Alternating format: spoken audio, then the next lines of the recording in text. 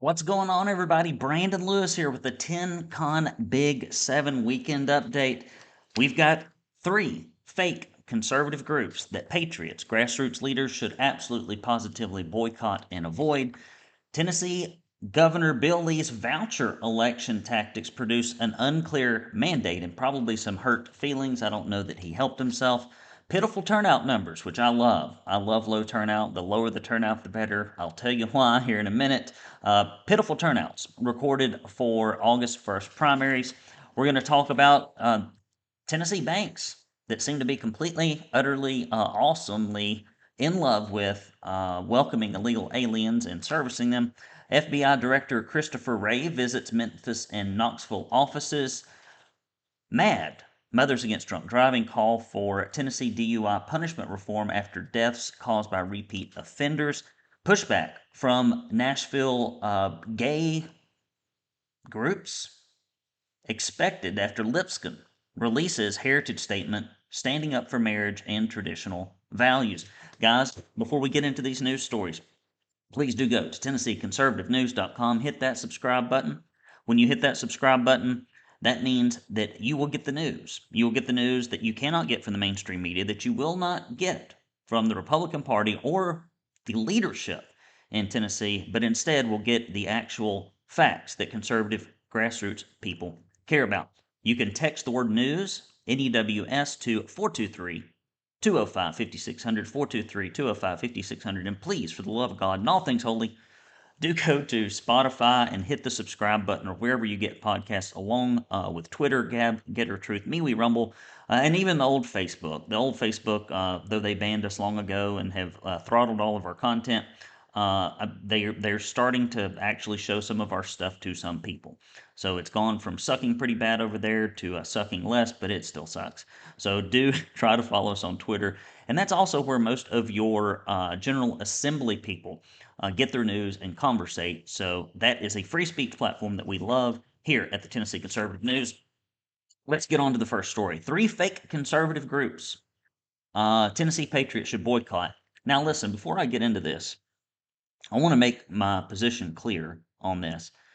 Over the years, I have been lambasted many times because you cannot make everybody happy in conservative circles, because I have worked with people who we occasionally have different views, but we largely agree on the issues. Largely agree on the issues. And I'm sorry, I'm not one of these conservative purists that thinks I've got the only doctrine that there is, and that I can't entertain a different political viewpoint. And when our subscriber list is split on issues like school choice, I just give you the pros and the cons, and then I'll tell you my personal views, and I'll leave it at that. And so I have worked really hard, I think, over the last, what will be in October, 4 years, to bring the truth to conservative grassroots, patriot groups, people that just care about their state government. But here's the thing. We ain't got many conservatives in the General Assembly. We don't. They are like an endangered species.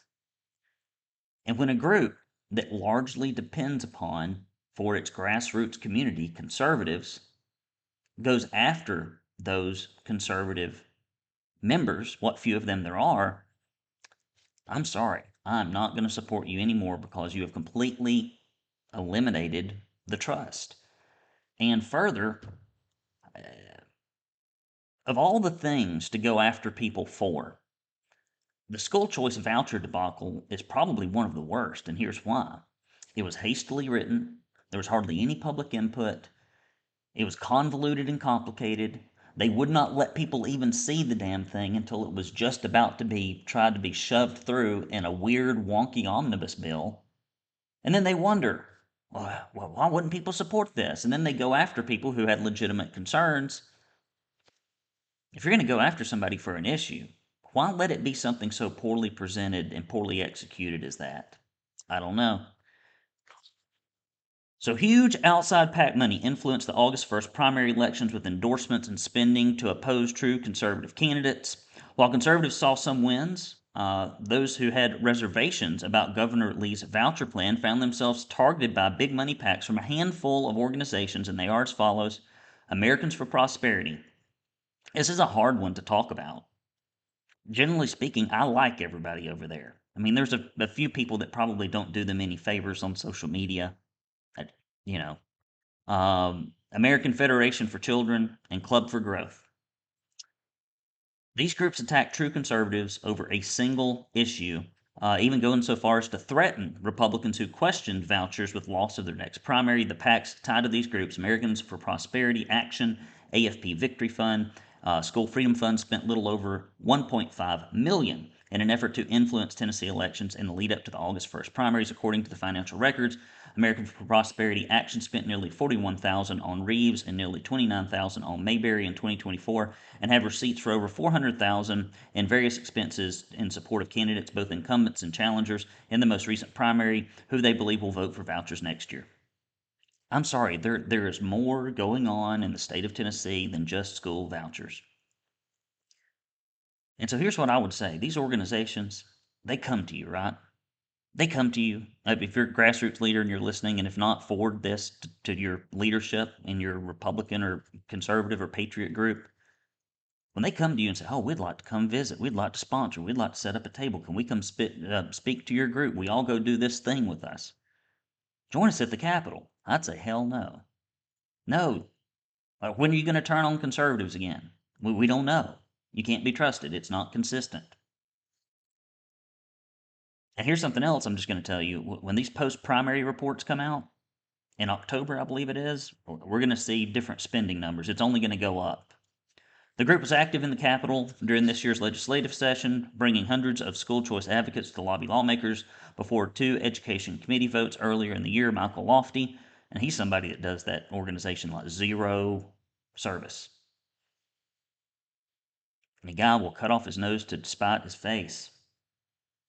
I don't see why he does it the way he does it, but good luck to him.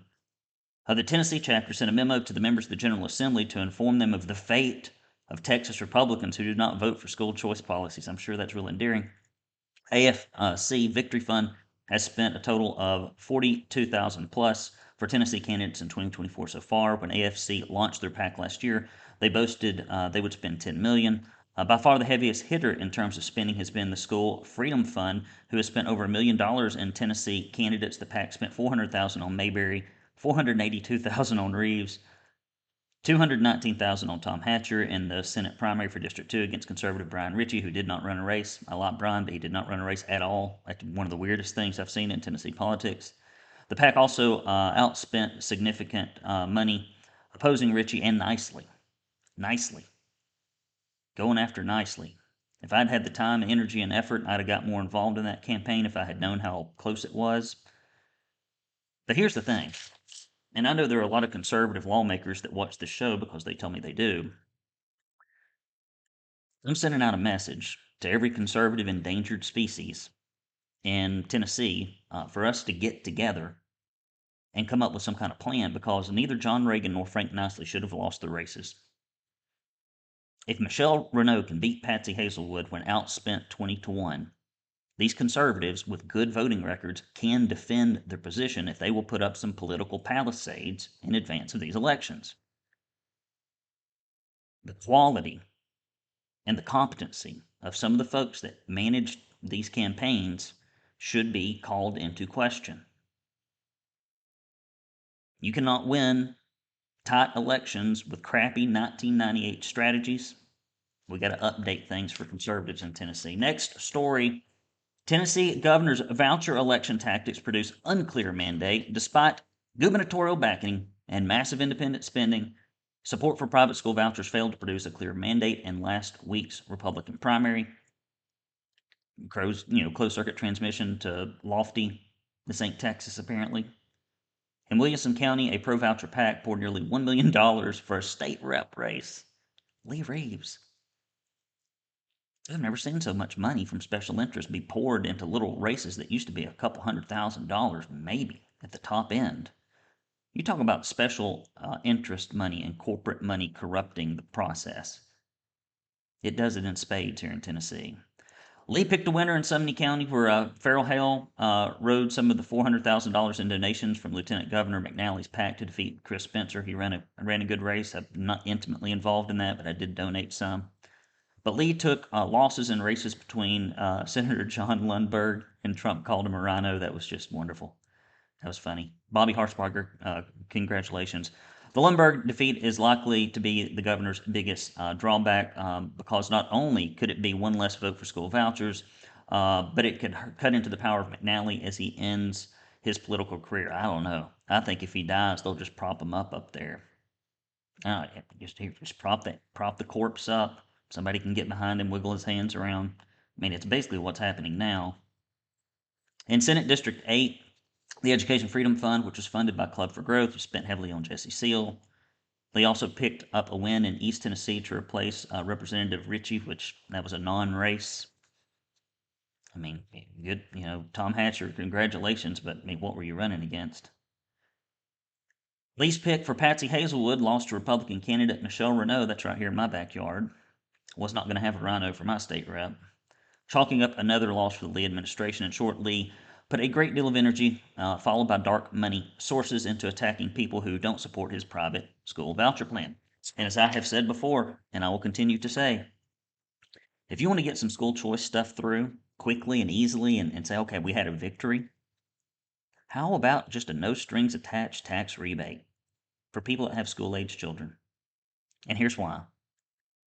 They spend $12,000 per year and produce really bad results in Tennessee education, unless you've got zip code school choice, meaning you move to an affluent area like where I am here on Signal Mountain.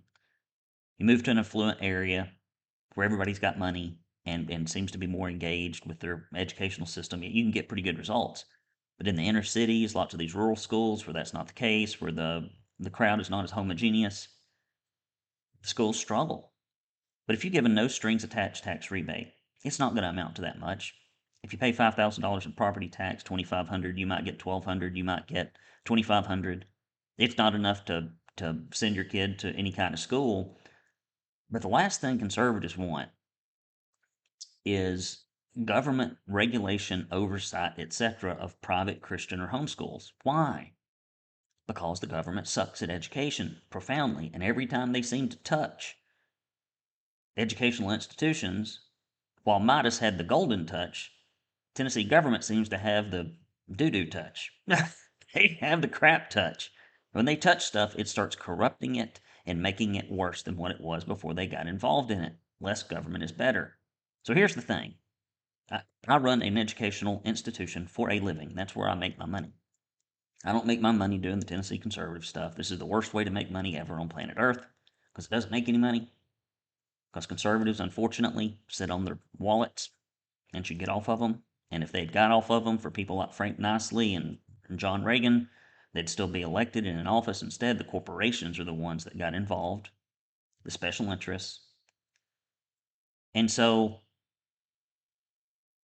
we just need some simple solutions, and I think that would make everybody happy. Now, it ain't going to make the Democrats happy, and it's not going to make the government employees happy at these government job factories that masquerade as schools that are really indoctrination camps.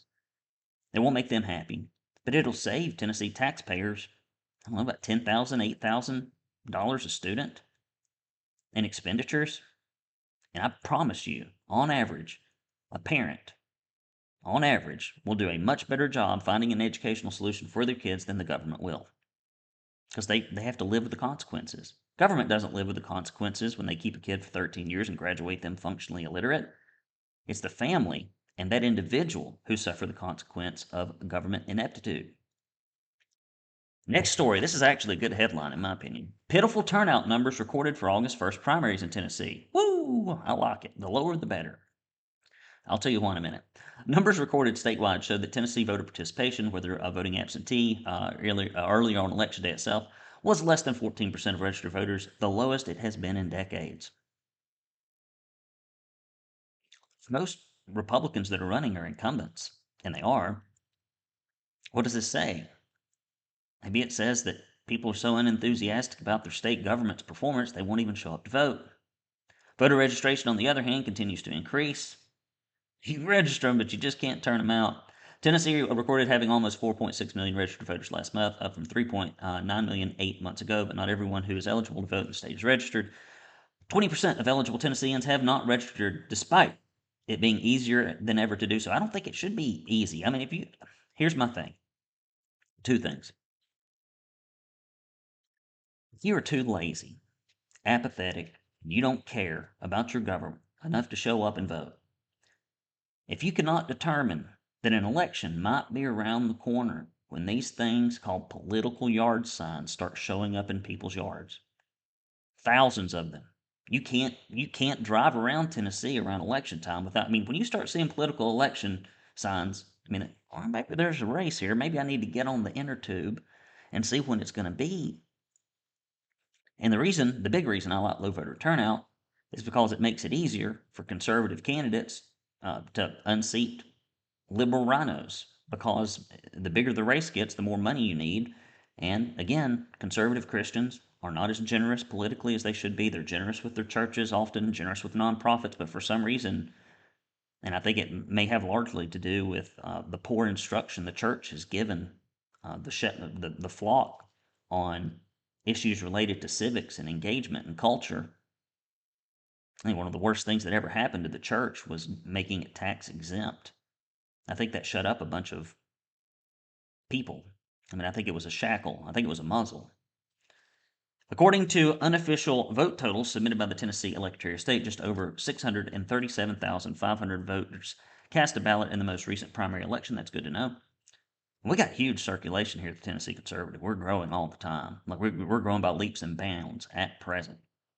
So it is my sincere hope that before the presidential elections, we can get up to somewhere around 7 or 8% of that list. And these are the people that keep up, that volunteer.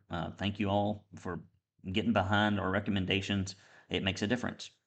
State officials expect the turnout for the presidential election to be far greater. No crap. Because everybody likes to keep up with stuff that they have no influence over whatsoever and then ignore the stuff they do. It's illogical and nonsensical, but it is the human condition. Guys, Brandon Lewis here saying, listen, if you want our newspaper to go the way of the dodo, the easiest way for you to do that is to ignore these messages where I ask you to support us financially. Why did our conservatives lose? Well, did you give them any money? No. I mean, I think we've got like 8% of our list. Jason, can you figure out and email me what our donor participation is presently? I'd love to share that with the audience. I think it's around 8%. It's been growing. I mean, it used to be 2 or 3%. It was really awful. We're about 8%, which means the other 92% of people that subscribe to our content have never given a penny. Why don't we have more conservative media outlets? Well, there you have it. But let me tell you this. The folks that do give to us are freaking awesome. And they are consistent. And I know if we ever got into a bind, I could probably reach out to them and they'd help us. The day will come. And so I'm just grateful for those of you who put your money where your mouth is. Guys, go to TennesseeConservativeNews.com/support. Tennessee Conservative News/support, or mail your checks to P.O. Box 625, Signal Mountain, Tennessee 37377. P.O. Box 625, Signal Mountain, Tennessee 37377. I used to like hate checking the mailbox, but now I love it because we've got resources. We're starting to be able to build our subscriber acquisition campaigns, which we couldn't afford previously.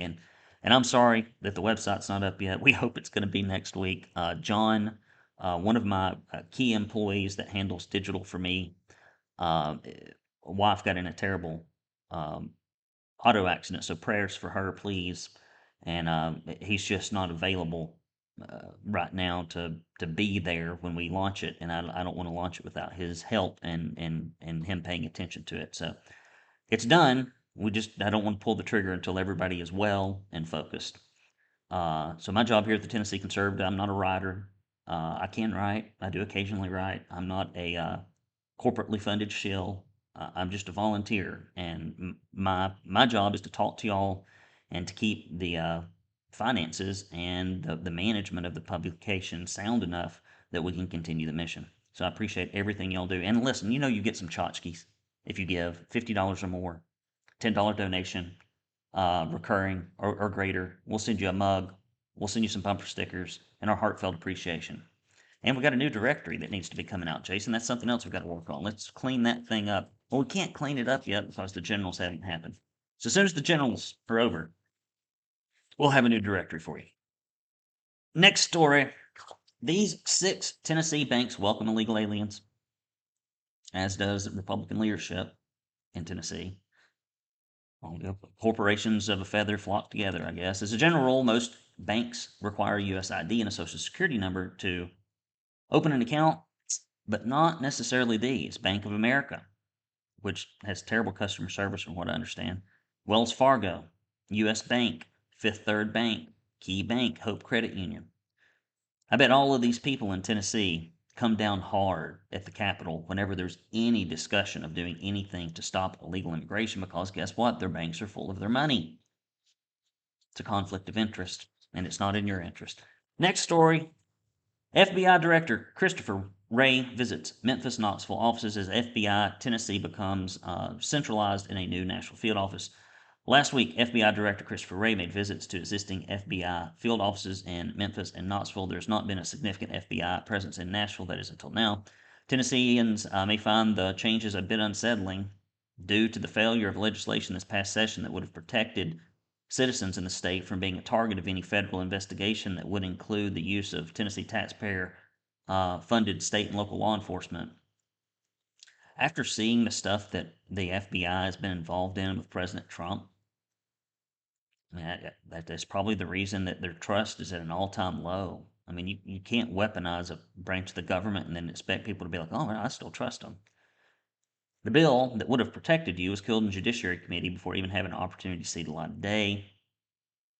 And that is, in my understanding, the committee that Todd Gardenhire chairs. With this centralization of FBI resources in Nashville, it calls into question why the changes are now being made at the end of the Biden administration, etc. Let's try that again. All right. Mad moms. Sometimes my wife is mad. She's a mad mom occasionally. So most of the time, she's mad at me because I did something stupid, which, I tend to do from time to time, as all men do, as all husbands do. Yes, dear. Yes, dear. That's the easiest way. Easiest way to make sure that your mom's not mad. Call for Tennessee DUI punishment reform after deaths caused by repeat offenders. Mothers against drunk driving are pushing for harsher penalties for people who drive under the influence after repeat offenses continue to claim the lives of innocent victims. Most recently, a 22-year-old with a previous DUI killed 2 young women in Nashville when he crashed into their Ford Focus. A Sevier County woman was also recently arrested for her 3rd DUI offense after injuring a teen while driving drunk. MAD Regional Executive Director Alex Ott says that the group is in favor of privileges such as, I don't know, I think something got cut off there. The group has been pushing for passage of the HALT Act, which would require that impaired driving prevention technology be installed on all new vehicles. Yeah, I'm not for that. I'm sure that would never be used for nefarious purposes in any way. All right. News story. Last one.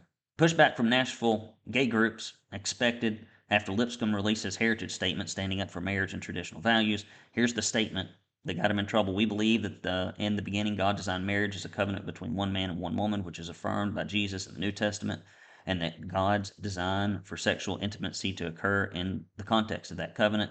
In this affirmation, we stand in the modern heritage of Churches of Christ on the 2,000-year-old tradition of faith. And so this is great. I'm glad there's one university or college in Tennessee that has their background and Christian values actually stand beside them because, boy, it reminded me of my trip recently to Philadelphia, where you see old churches that were part of the founding of our country that were instrumental, that are still there, but they're just like shells of what they were. Congregational visits are next to nothing. They're running on fumes. And it's because they've completely departed from the scripture, completely. And so, often when you stand up for the truth, when you stand up for Christian values, there's something that you're going to lose. As part of their centering core, the university stated, in a time when Christian universities must operate in a more secular world, Lipscomb University's Board of Trustees has deliberately chosen to visibly and vigorously affirm its Christian heritage and commitment. And I think that's a good recruitment strategy as well. I think it'll be good for the organization. That's all she wrote, folks. Woo! So what's going on this weekend? Well, I'm not sure what I'm doing just yet, but I know who I'm going to be doing it with, and I know where I'm going to be doing it. This thing's going in and out of focus. It's very confusing to me. I don't know what's going on here. I'm trying to use a new camera. I got the faded look going on now. It's making me feel like I'm nearsighted or something. Let me back up a little bit. I don't know. Wow. Okay, there we go. Uh, so my wife and I, between the elections and just all the travel we've been doing and camping and everything else during the summer, we've not had a lot of Mr. and Mrs. Lewis time that is not um, with the children. And so this weekend rather, Pawpaw and Kiki, Kristen's parents, are going to come over and watch our darling children. And we're going to go stay at a hotel in Chattanooga. Yes, Chattanooga. I know I'm from here. I like this town. I love this town. And sometimes we just go downtown and stay and then go to restaurants and music. And I mean, there's just a lot to see and do in Chattanooga. And I enjoy spending time here. And you don't have to burn up all that time on the road. So that's nice too. So we're going to do that, but I don't know what's going to happen. I don't know what's going to happen. We're going to probably make it to church on Sunday, would be my assumption. And last night I had a good time with the kiddos. We watched Batman. I played Candyland. And my oldest has gotten pretty darn good at Rummy. Pretty good at Rummy. I won the first two games. I think she won the second two pretty handily. So it's a fun game. My father and I used to play that all the time. I have lots of warm, fuzzy feelings with that, and she asked me to play all the time, which means she must enjoy it too. She probably just enjoys beating her old man. She's pretty competitive. I don't know where she gets it. What else? Oh, I played charades last night too. I love charades. I think that's a fun game. And it's funny to me, our 5-year-old about to be 6 is pretty good at charades. And somehow the nonverbal communication, especially between her and her sister, is so strong. She can be wiggling around doing something. I'm like, I have no idea what that is. And then, Sylvia will go, battery or whatever. And so it's just funny how siblings that spend a lot of time together, and they do, and really get along with each other quite well um, for the age discrepancy. My oldest is 12. They have a lot of fun. So that's it. I finally got the weeds under control. I know that you were worried about that. I was worried about that. It took me a couple of nights, but I pulled weeds, sprayed weeds out here as the woods continues to try to recapture Casa de Lewis. It's very relentlessly. Mother Nature wants to reclaim my yard. I'm not letting her. I'm sure she'll slowly, beat me down. She's been around a lot longer than I have. Uh, and I somehow got into some poison ivy, which has been fun. I think I did that when I was camping. So I've been fighting the plants, both outside and on me. It's crazy, crazy. Watch out for those plants. Leaves of three, let them be. That's what they say. All right, guys. Thank you so much for all your help. There will be more news coming out soon. I do sincerely hope this stinking website is up next week. I think we're going to roll it out no matter what. No matter what, I'm just going to throw it up there, because once we throw it up there, I will be forced to make that thing work. Sometimes you got to do that in business and in life. Good enough is good enough. Get it out, right? All right, guys. Love you. Mean it. Brandon Lewis here with the Tennessee Conservative News. Until next week, signing off.